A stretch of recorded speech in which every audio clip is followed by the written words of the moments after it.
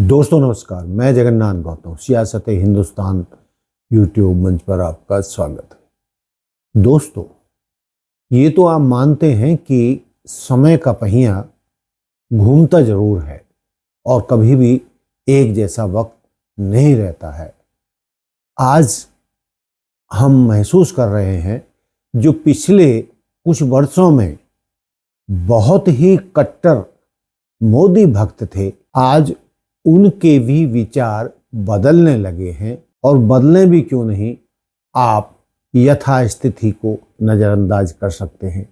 जो देश में महंगाई है, बेरोजगारी है, परेशानी है, जीएसटी से नुकसान हुआ है, नोटबंदी से लोगों को परेशानी हुई, और जो हमें वादे किए जा रहे थे, जो हम परिवर्तन कर रहे हैं, उनसे फायदा होगा, लेकिन उसके उलट कई मामलों में जो मोदी सरकार ने फैसले लिए उनसे देश की जनता को, जो अलग अलग वर्ग के हैं, उनको नुकसान हुआ है।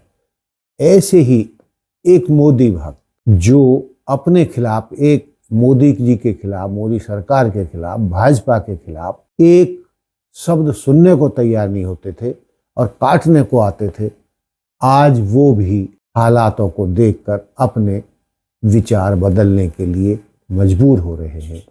ऐसे ही एक मोदी भक्त से हमारा पाला पड़ा।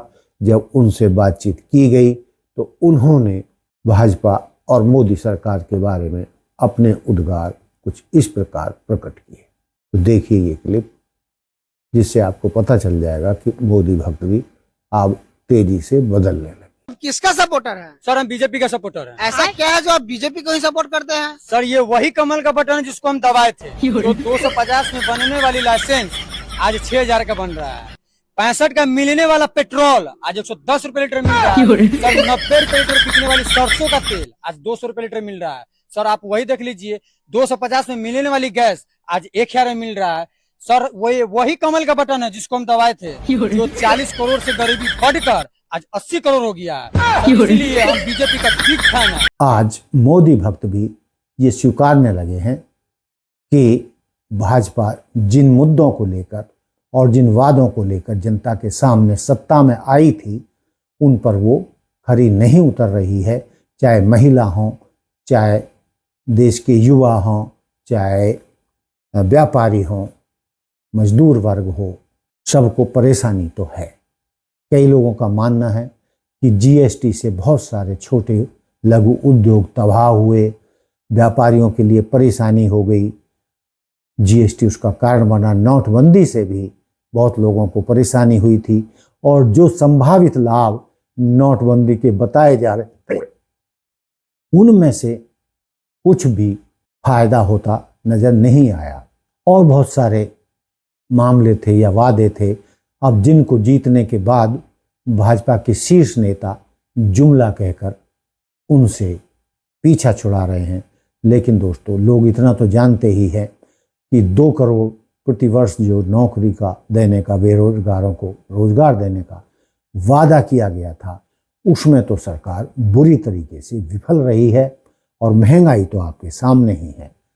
ये दाल, चीनी, आटा, पेट्रोल, डीजल कितना महंगा हो गया है। बजट में जो आदमी जितना कमाता है, उस रेशों में पिछले 10-11 सालों में उनकी आमदनी नहीं बढ़ी जितनी कि खर्चे बढ़ गए, या आप कहें चीज़ों के दाम हो गए।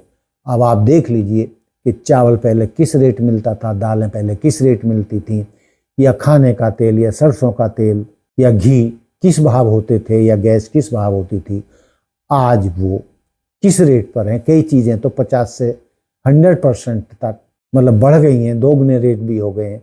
लेकिन दोस्तों, ये सही है कि आम आदमी की या छोटी मोटी नौकरी करके अपने परिवार का पालन करने वाले आम आदमी की नौकरी में या उनके वेतन में उतना इजाफा नहीं हुआ है जितने की महंगाई बढ़ी है। तो लोगों के सामने समस्या हैं, और अब वो मान रहे हैं कि इस सरकार ने जो वादे किए थे उस पर ये खरे नहीं उतरे हैं। इसीलिए मोदी भक्तों के भी जो अटूट विश्वास था इस सरकार पर, उनका भी अब सपना भाजपा से टूट रहा है।